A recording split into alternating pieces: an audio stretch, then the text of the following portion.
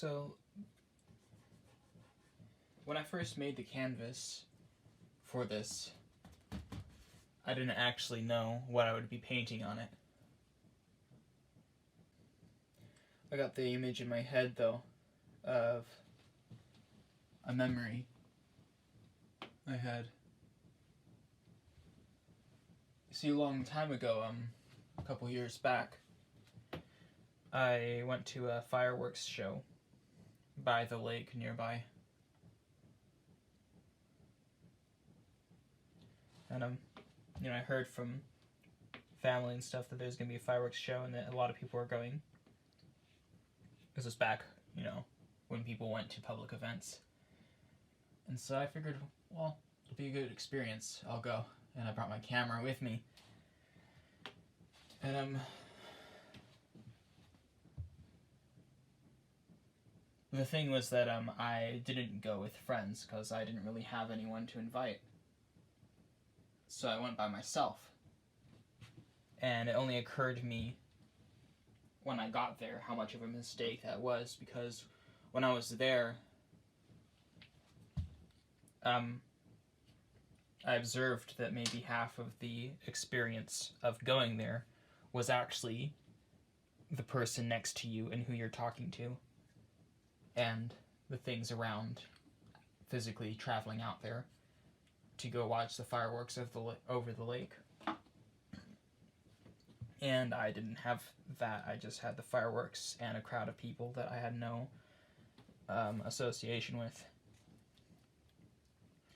And I had my camera. And so I ended up spending the whole night waiting for the fireworks to start going off. And at that point, it was too dark for me to take photos of anything else. And so I would just wait for the fireworks to go up and take a photo as they're going up.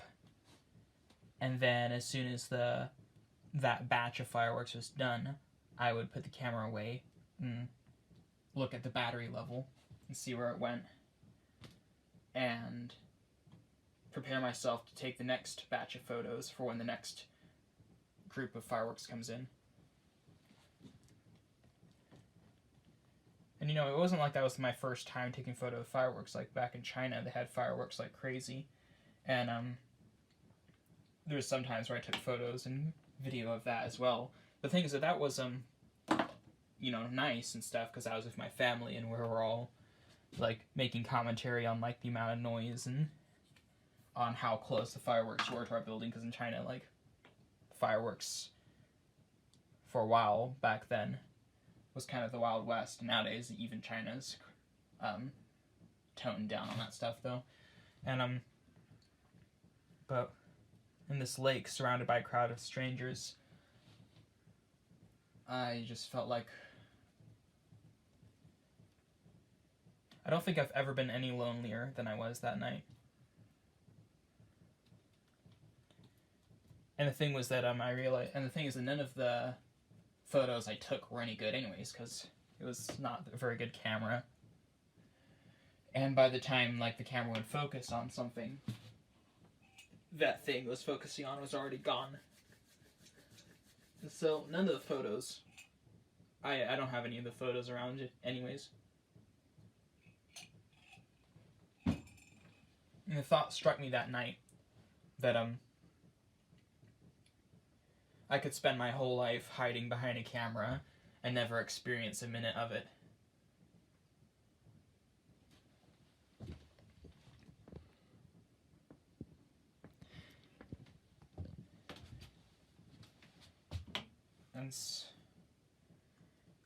And I feel like there's something true about that, is that for every second I remember of that night,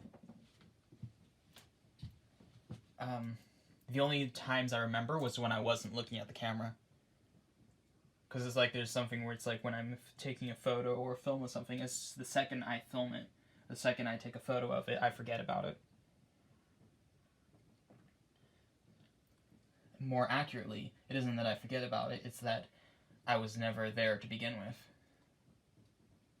Because I was just the cameraman, I wasn't me. The camera was there in my stead, and the cameras, they do not see half of what's actually happening in front of them.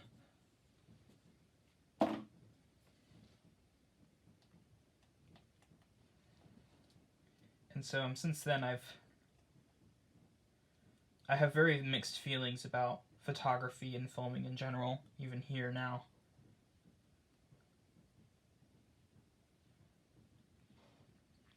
There's a sense where I kind of want to take photos and film things for the sake of posterity, on the off chance that they're of some value later on, even as a memory. But I'm very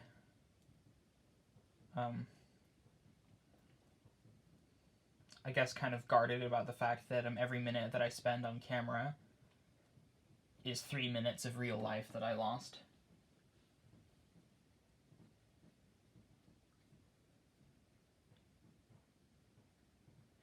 And even then, like, about halfway through the fireworks thing, and in between batches, and there's some lulls where there's nothing going on, and so it was just back to a big party where I was the only person that wasn't talking to anyone.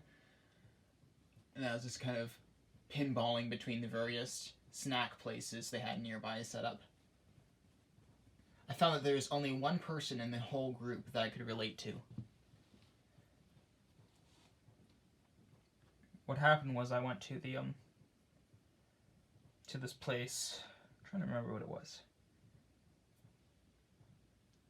It was like a fried chicken little stall, because at this beach they have a whole row of like shops and buildings that are shuttered and empty for most of the year, but in some key times, such as this time that I'm talking about, the buildings would be loaned out to various vendors and stuff. And they have, like, in Japan, they have, like, at least it seems to me that they have, like, a whole subculture of vendors and stuff that travel from Matsuri to Matsuri and setting up shop and tents and stuff and putting out things. I'm actually curious, like, how that works. It's something that I wish I knew more about, because there's a very specific kind of culture to the people that run those vendors that's not quite like the people that are typically shopping and buying from said vendors. But so I went to this place where they had they had the one stall where they had like fried chicken and stuff like that, and behind, and like, you know, ice cream and stuff, or shaved ice and stuff. And there's this one vendor where it's like this guy in his, like, maybe his 30s, and off behind him, sort of in the corner of this building for loan, this little hole in the wall place that they were set up their shop in, was just a girl, maybe like 9 years old, sitting on a stool, just kind of, and she looked bored. And it was clear to me that she was probably his daughter. And, you know, while everyone else was talking and chatting with each other and having beers and drinks and stuff, and then, like, taking intermissions from the party to look at fireworks when they were up, and kindly ignoring this vendor except for when they needed him, and even more so ignoring the vendor's daughter. It's like the daughter was a passenger in all of this who wasn't looking out the window. And not that she had a great view anyways, being inside a small, dark building behind her dad who's working.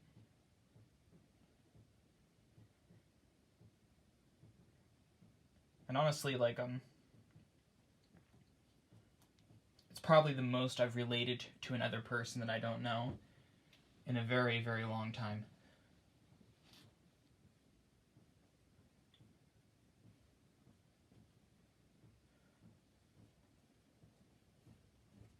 Even though not literally.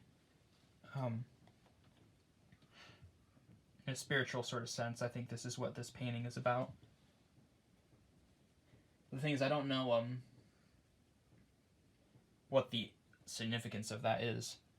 And honestly, I don't care to know what the significance of it is. I just feel like it is significant. And it's really the only reason I'm still going. Is somewhere there was a part of me that said, yes, this is what I'm painting. And a yes, it is important. And yes, it will be boring. And I am not good at this, but I will continue on it. Is that, I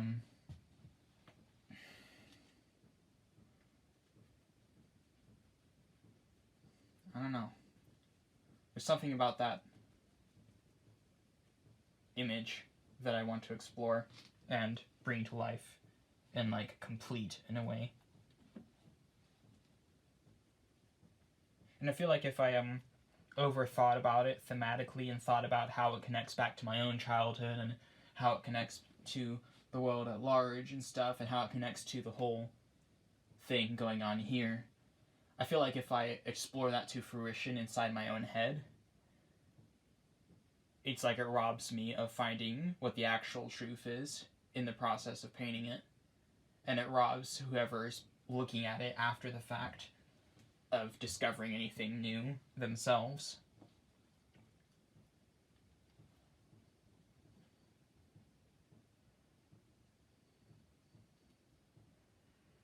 And so, in a way, I'm kind of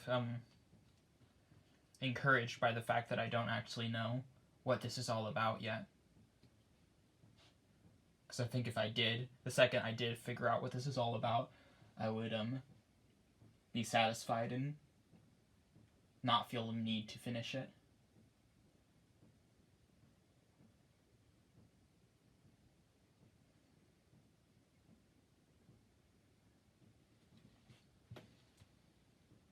I don't know what this is all about.